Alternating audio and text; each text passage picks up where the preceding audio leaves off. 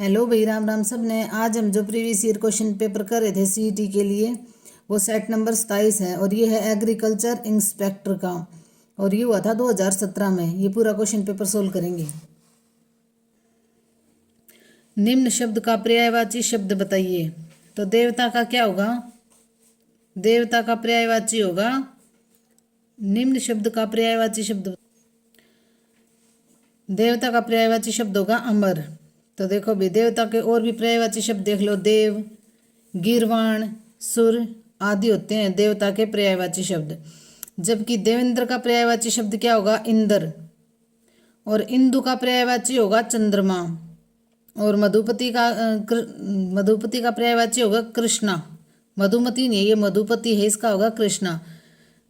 तो देवता का पर्यायवाची क्या है? अमर। निम्न शब्द का विपरीत विलोम अर्थ बताइए। तो नूतन का क्या होगा? पुरातन होगा भाई। और नीरस का होगा सरस। नया का होगा पुराना। और नवीन का होगा प्राचीन। नवीन का होगा प्राचीन। तो नूतन का क्या होगा? पुरातन होगा। नीचे लिखे मुहावरे का उचित अर्थ बताएं। आंखें दिखाना। तो आंखें दिखाना का क्या होगा? धमकाना। क्या होगा? धमकाना। आंखें दिखाना, धमकाना। आंखें चुराना, देखो ये और देख लो भाई। आंखें चुराना का होगा नजर बचाना। आंख मारना, इशारा करना। आंखें बिछाना प्रेम से स्वागत करना। नीचे लिखे गए शब्द का एक वचन बनाएं। एक वचन बनाएं। तो बाहें का क्या होगा? बाहें का होगा बाह। ये क्या होगा? बाह। बातें का होगा बात। बहने का होगा बहन। रातें का होगा रात। तो बाहें का क्या होगा? बाह। नीचे लिखे गए शब्द का बहुवचन बनाए। तो नीति का क्या होगा? नीतियां। तिथि का होगा तिथियां।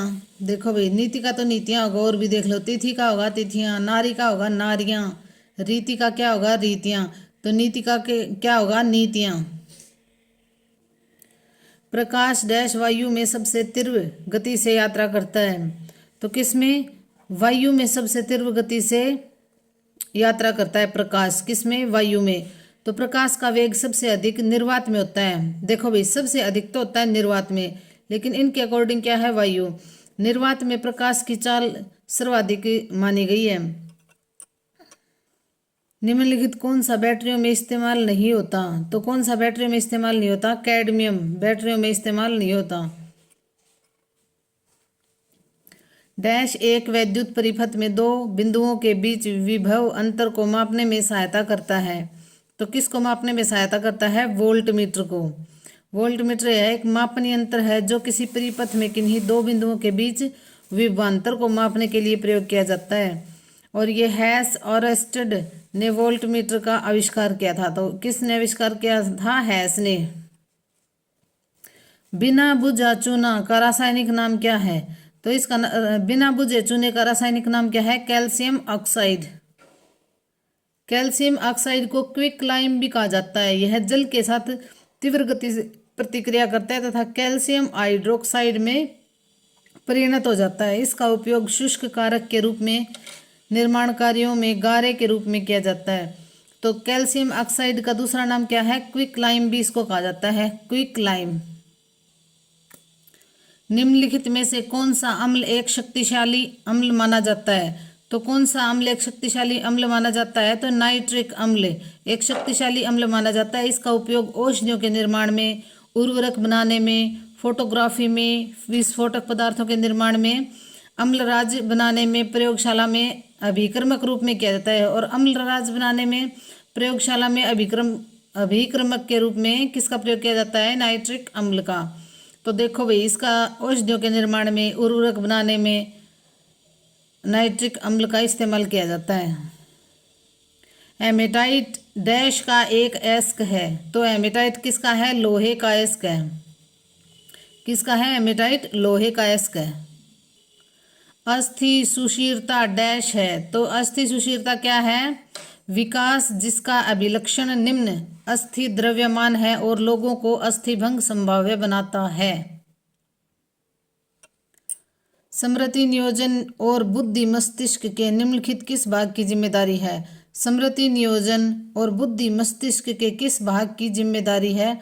तो यह है प्रमस्तिष्क की। किसकी? प्रमस्तिष्क की। यह प्रमस्तिष्क है जो मस्तिष्क का सबसे बड़ा भाग होता है और मानव में किसी बात को सोचने समझने के लिए प्रमस्तिष्क का ही यूज करता है मानव। 2017 रामानुज की डैश जयंती है जो विशिष्ट अद्वैतवाद के प्रतिपादक थे। तो रामानुज क्या थे? अद्वैतवाद के प्रतिपादक थे। और रामानुज की कौन सी जयंती है? 2017 की। तो 2025 और ये इनमें साल ऐड कर लेना भाई, तो 2017 की बता देती हूँ। ये है 1000वीं जयंती थी। तो अब तो ये नहीं पूछेंगे, लेकिन ये पूछ लेंगे अद्वैतवाद के प्रतिपादक कौन थे? रामानुज। तो 1000वीं जयंती थी 2017 में। तो देखो भाई, भक्ति आंदोलन के प्रारंभिक प्रतिपादक महान वैष्णव गुरु रामानुज थे। उनका जन्म कहाँ हुआ था? तमिलनाडु राज्य में हुआ था, पेराम्बूर में हुआ। तमिलनाडु राज्य के पेराम्बूर में हुआ था रामानुज का जन्म। और उन्होंने मनुष्य की समानता पर बल दिया था, जाति व्यवस्था की आलोचना की थी। और उन्हें इसने अद्वैतवाद के प्रतिपादक माने जाते हैं। बात यह है कि रामानुज का जन्म तमिलनाडु में हुआ था और तमिलनाडु के पेराम्बूर में हुआ था, और ये अद्वैतवाद के प्रतिपादक हैं। सम्राट अशोक डैश राजकुल से थे? तो सम्राट अशोक मौर्य राजकुल से थे। सम्राट अशोक मौर्य राजकुल से थे और राज्याभिषेक से पूर्व अशोक उज्जैन का राज्यपाल था। दक्षिण भारत से मास्की एवं गुजरा अभिलेखों में उसके नाम अशोक तथा पुराणों में अशोक वर्धन मिलता है। तो दक्षिण भारत से अशोक के कौन से अभिलेख मिले हैं? मास्की और गुर्जरा। मास्की और गुर्जरा अभिलेख मिले हैं दक्षिण भारत से। किसके? सम्राट अशोक के। और ये मौर्य राजकुल से थे अशोक। बुद्ध या कार्ल मार्क्स डैश द्वारा लिखी गई पुस्तक है? तो किस द्वारा लिखी गई पुस्तक है? B.R. अम्बेडकर द्वारा। बुद्ध या कार्ल मार्क्स किसके द्वारा लिखी गई पुस्तक है? तो ये है B.R. अम्बेडकर द्वारा लिखी गई पुस्तक है। वहीं APJ अब्दुल कलाम की बुक्स कौन सी हैं? Wings of Fire. Wings of Fire किसकी है? APJ अब्दुल कलाम की विंग्स ऑफ फायर। जबकि the God of Small Things पुस्तक किसकी है? अरुंधति राय की है। The God of Small Things Arundhati Roy की है। गॉड ऑफ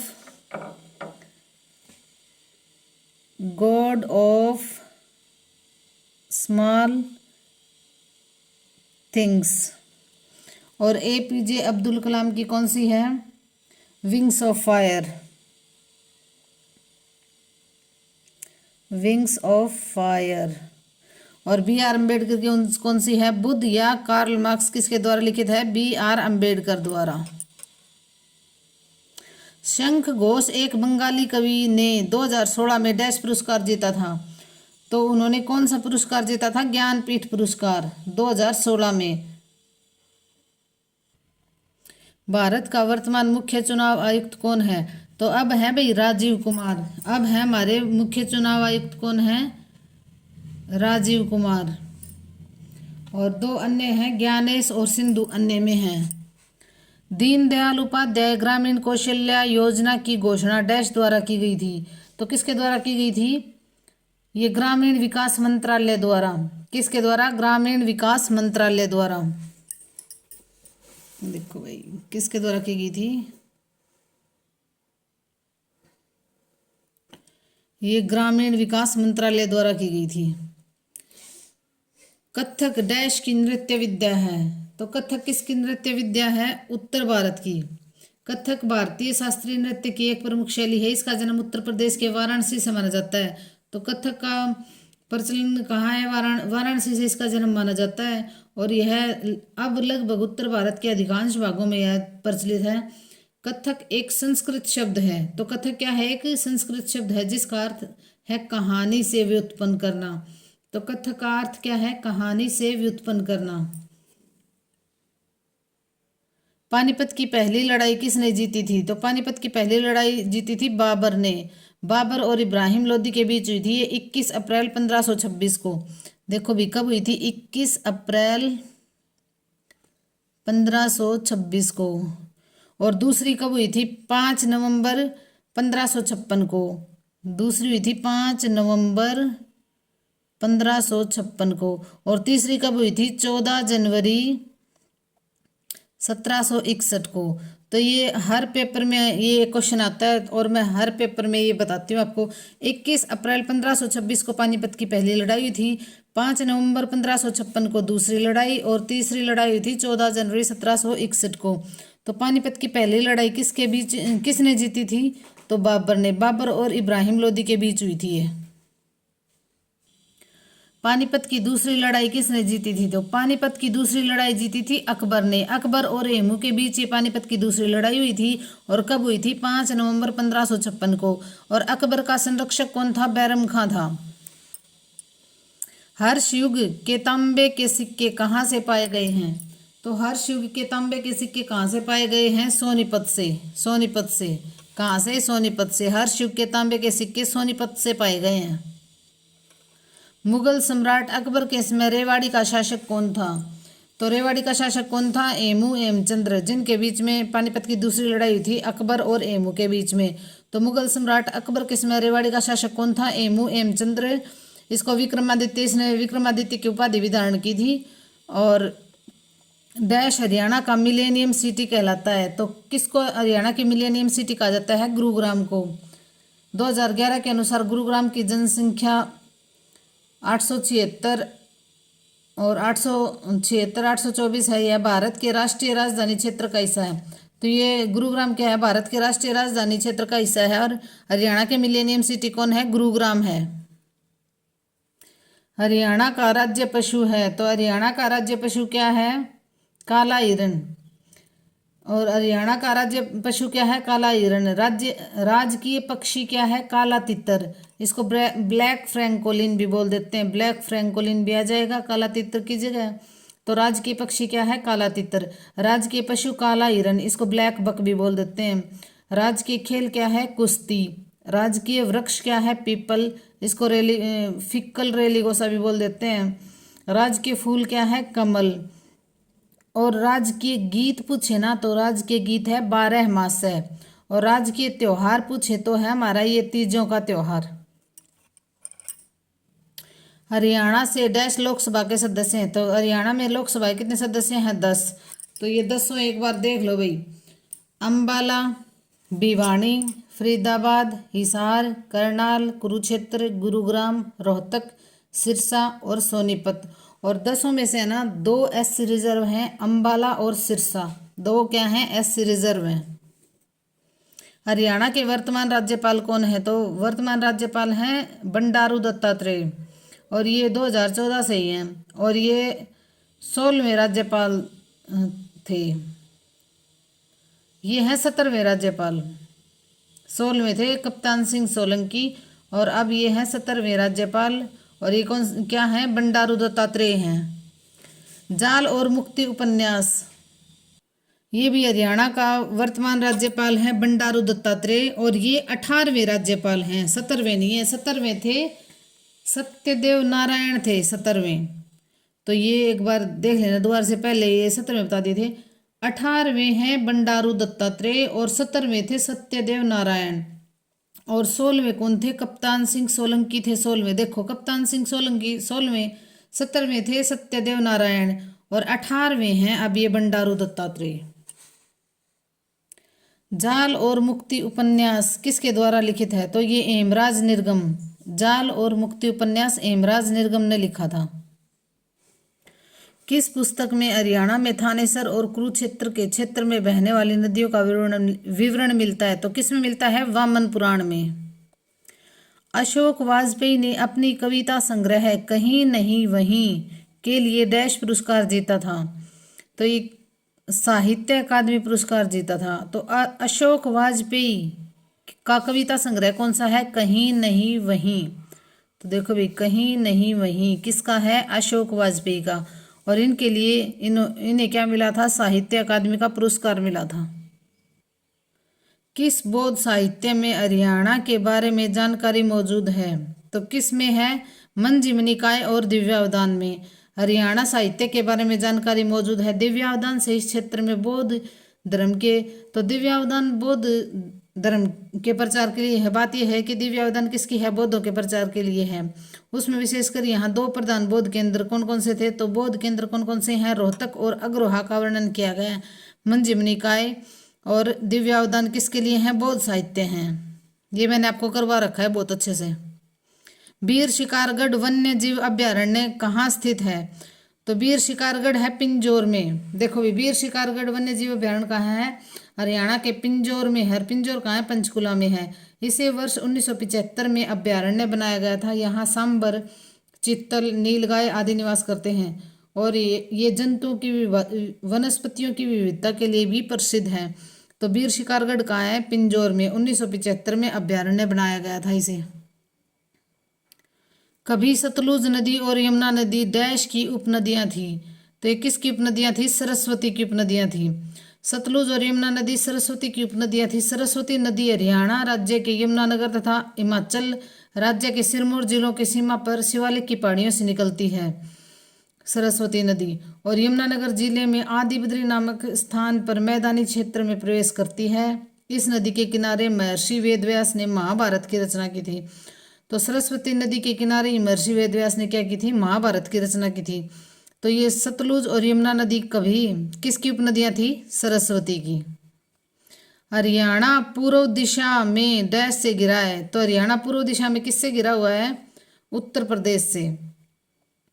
हरियाणा के पूर्व में उत्तर प्रदेश और दिल्ली और उत्तराखंड है। तो पूर्व में क्या है? उत्तर प्रदेश, दिल्ली और उत्तराखंड है। दक्षिण पश्चिम में क्या है? राजस्थान है। और उत्तर में क्या है? हिमाचल प्रदेश। ये क्वेश्चन आ जाता है भाई। हरियाणा निम्नलिखित में से किस खेल में असाधारण है? तो किस खेल में असाधारण है? कुश्ती, खो खो, कबड्डी। उपयुक्त सभी में असाधारण है। तो किस में है? उपयुक्त सभी में।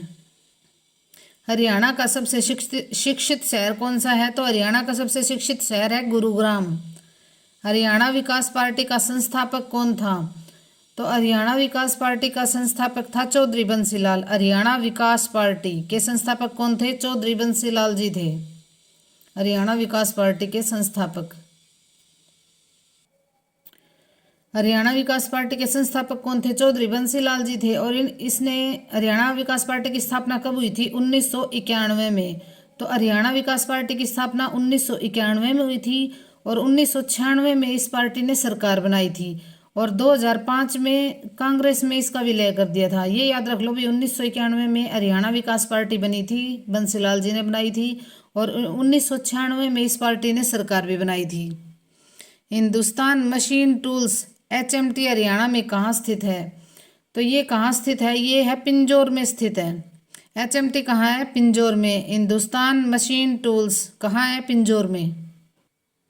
कौन सी फिल्म अभिनेत्री बेटी बचाओ बेटी पढ़ाओ? तो अब है भाई, ये मनु भाकर है। बेटी बचाओ बेटी पढ़ाओ की ब्रांड एम्बेसडर अब है मनु भाकर। हरियाणा में सर्वोत्तम गुणवत्ता के चावल की पैदावार कहाँ होती है? तो हरियाणा में सर्वोत्तम गुणवत्ता वाले चावल की पैदावार कहाँ होती है? करनाल और कुरुक्षेत्र में। देखो भी, कैथल, कुरुक्षेत्र और करनाल, जींद जिलों को संयुक्त रूप से धान का कटोरा कहा जाता है। वहीं करनाल जिला बासमती चावल के लिए फेमस है। तो देखो, बासमती चावल के लिए फेमस कौन सा है? करनाल जिला। करनाल जिला बासमती चावल के लिए फेमस है और उत्पादन में विश्व प्रसिद्ध होने के कारण चावल का कटोरा नाम से भी जाना जाता है। तो बासमती के लिए फेमस कौन है? करनाल। और सर्वोत्तम गुणवत्ता के चावल की पैदावार करनाल और कुरुक्षेत्र। हरियाणा शब्द का शाब्दिक अर्थ है। तो हरियाणा शब्द का शाब्दिक अर्थ क्या है? हरियाणा शब्द का शाब्दिक अर्थ है भगवान का वास, हरि का अरण्य। देखो, भगवान का वास है, भगवान कृष्ण की क्रीड़ास्थली, हर का आयन भगवान शिव का घर, अभिरायण अहीरों का घर, हरित अरण्य हरा भरा वन। सर्वप्रथम हरियाणा शब्द का प्रयोग विश्व के प्राचीनतम ग्रंथ ऋग्वेद में, तो ये भी क्वेश्चन आ जाता है, ऋग्वेद में किस नाम से है? रज हरियाणे के रूप में। तो हरियाणा शब्द का शाब्दिक अर्थ क्या है? भगवान का वास। और ऋग्वेद में क्या नाम से है? रज हरियाणे के नाम से। हरियाणा के महेंद्रगढ़ जिले में किस सुप्रसिद्ध योग गुरु का जन्म हुआ था? तो किसका हुआ था? बाबा रामदेव जी का जन्म हुआ था 26 दिसंबर 1965 को। ये भी कहीं 25 दिसंबर दे रखा है, ये एक बार गूगल करके बताऊंगी मैं आपको। ये है भाई, बाबा रामदेव का जन्म है 25 दिसंबर 1965 को, सैयद अलीपुर में हुआ था। तो कहाँ हुआ था? सैयद अलीपुर में। और नंगल चौधरी कस्बा है ना, उसके अंडर में है ये सैयद अलीपुर गांव, और जिला महेंद्रगढ़ है। इनके बचपन का नाम क्या था? रामकृष्ण था, ये भी आ जाता है। रामकृष्ण था इनके बचपन का नाम। और पतंजलि योगपीठ की स्थापना की थी, ये तो सबको पता है। तो बाबा रामदेव का जन्म कहाँ हुआ था? महेंद्रगढ़ जिले में। और गांव कौन सा था? सैयद अलीपुर। और कब हुआ था? 25 दिसंबर 1965 को। सेंटा क्लॉज आता है ना, उसी दिन बाबा रामदेव जी आए थे, 25 दिसंबर 1965 को।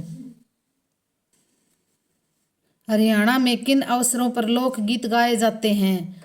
तो बच्चों के जन्म पर भी, विवाह, त्योहारों के समय पर भी, उपयुक्त सभी आएगा इसमें। घोड़ी मारे नृत्य के समय किया जाता है? घोड़ी ये आएगा नृत्य किसके समय किया जाता है? तो ये किया जाता है विवाह के समय। डैश अपघटित जैविक पदार्थ है जो रसोई के कचरे और जानवरों के अवशेषों से बनती है? तो क्या बनती है? वनस्पतिक खाद बनती है। अप्रिय वेदक पादप है जो मुख्य भूमि और जल संसाधनों का प्रयोग करके फसलों या बगीचे के पौधे को हानि पहुंचाते हैं। तो ये क्या आएगा? अपतृण। अपतृण मतलब खरपतवार। डैश कृषि की वह शाखा है जिसमें मृदा उपचार और फसलों की पैदावार का अध्ययन किया जाता है? तो किसका अध्ययन किया जाता है? किसमें? कृषि विज्ञान में।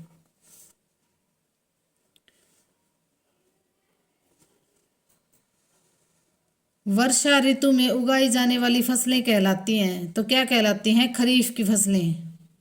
क्या कहलाती हैं? वर्षा ऋतु में जो फसलें उगाई जाती हैं उन्हें क्या कहा जाता है? खरीफ की फसलें। जैविक खाद उर्वरकों से बेहतर होती हैं क्योंकि यह जल धारण अक्षमता और मृदा संरचना में सुधार लाती हैं। डैश प्रणाली सतह के नीचे मृदा से अतिरिक्त जल को हटाने में सहायता करती है? तो क्या करती है? पट्टिया जल निकासी। पट्टिया जल निकासी अतिरिक्त जल को हटाने में सहायता करती है, पट्टिया जल निकासी। डैश विधि में बीजों डैश विधि में बीजों की प्रसुप्तावस्था भंग करने के लिए बीजों को शक्तिशाली अम्लों से संशोधित किया जाता है? तो प्रच्छान उत्पादन। प्रच्छान उत्पादन होगा भाई इसका। क्या होगा? प्रच्छान उत्पादन। ब्रेसिका नापूस के बीजों से प्राप्त किया जाने वाला हिरुदिन एक डैश है? तो क्या है? रक्त स्कंदरोधी। क्या है? रक्त स्कंदरोधी। डैश तंबाकू किमिर और सलजम किरमिर का हेतुक अभिकर्ता है? तो ये क्या है? विषाणु। एक जीन की विशिष्ट विनिर्दिष्ट अवस्थिति विस्थल डैश पर होती है? तो किस पर होती है? गुणसूत्र, क्रोमोसोम्स पर। ये ना इंग्लिश में ज़्यादा अच्छी तरह समझ में आएंगे जो क्वेश्चन है। इच्छा से जीनों का परख नली हस्तोपचार डैश है? तो क्या है? आनुवांशिक इंजीनियरिंग। हरित लवक का डीएनए है? तो हरित लवक का डीएनए क्या है? हरित लवक का डीएनए है वृत्ताकार। क्या है? वृत्ताकार। बछड़ा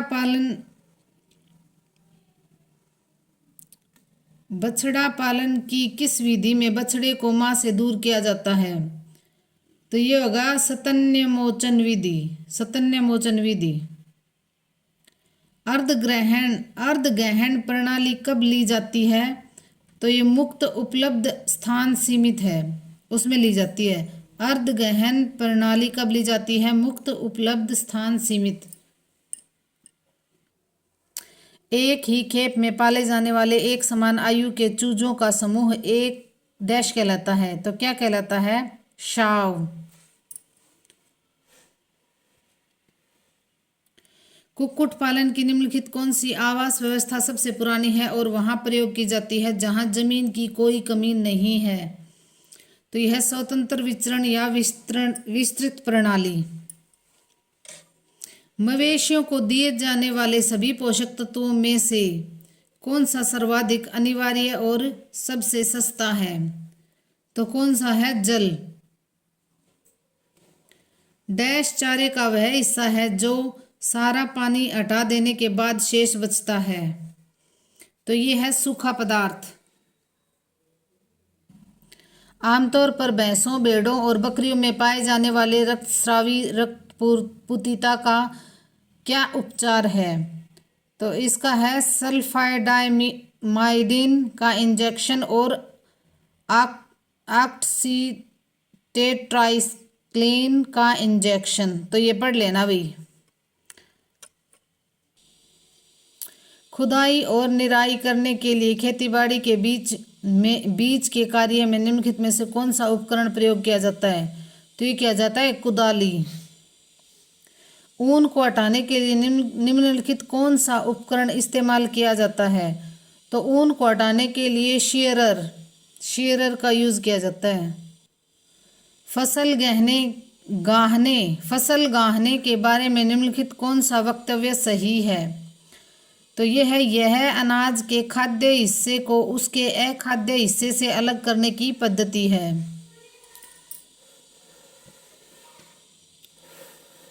निम्नलिखित उपकरणों का उसके कार्य के साथ मिलान करें। तो देखो भाई, लकड़ी का डंडा, इसका है ज्वार के गुल्लों से अनाज को अलग करना। ज्वार के गुल्लों से अनाज को अलग करना।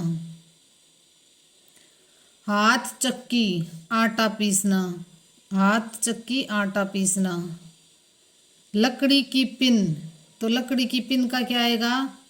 ज्वार के गुल्लों से बाहरी आवरण को हटाना। लकड़ी की पिन का आएगा ज्वार के गुल्लों से बाहरी आवरण को हटाना। बांस की टोकरी, खेत की उपज की ढुलाई करना। खेत की उपज की ढुलाई करना।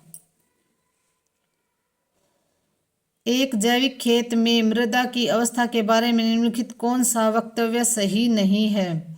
तो यह आएगा उच्चतर जल धारण अक्षमता। उच्चतर जल धारण अक्षमता। निम्नलिखित कौन सा कचरा वानस्पतिक खाद बनाने के लिए प्रयोग किया जा सकता है? तो यह आएगा टी बैग, कॉफी चूरा, कॉफी फिल्टर और पेपर टॉवल। वानस्पतिक खाद डालने हेतु प्रयुक्त भूरी सामग्री डैश से समृद्ध होती है? तो किससे समृद्ध होती है? कार्बन से। हरित खाद के लिए उपयुक्त एक अफलीदार फसल कौन सी है? तो ये कौन सी है? लोबिया। एक अफलीदार फसल कौन सी है? लोबिया। ये इनका मिलान करना है भी। तो नाइट्रोकारी क्या होगा? मूल ग्रंथि। क्या होगा? नाइट्रोकारी होगा मूल ग्रंथि। एजोटोबैक्टर जैव उर्वरक। एजोटोबैक्टर क्या होगा? जैव उर्वरक होगा। सेसबेनिया होगा जैव भार उत्पादन की उच्च दर। जैव भार उत्पादन की उच्च दर। पोनगैमिया हरित पर्णधारी खाद्य फसल। क्या होगा? हरित पर्णधारी खाद्य फसल। अपतरणों को नियंत्रित करने के लिए एक विधि है, मतलब खरपतवारों को नियंत्रित करने के लिए एक विधि क्या है? घास पात से ढकना। एक विधि क्या है? घास पात से ढकना। नाइट्रोजन की अल्पता के लक्षण पहले डैश पत्तियों में दिखाई देते थे? तो क्या पुरानी पत्तियों में दिखाई देते हैं? किसमें? पुरानी पत्तियों में। पुष्पोद्यान लगाने की सतगुणी प्रणाली को डैश प्रणाली भी कहा जाता है? तो क्या कहा जाता है? षटकोणीय प्रणाली भी कहा जाता है। बागवानी फसलों में पीड़क उपचार का सिद्धांत कौन सा है?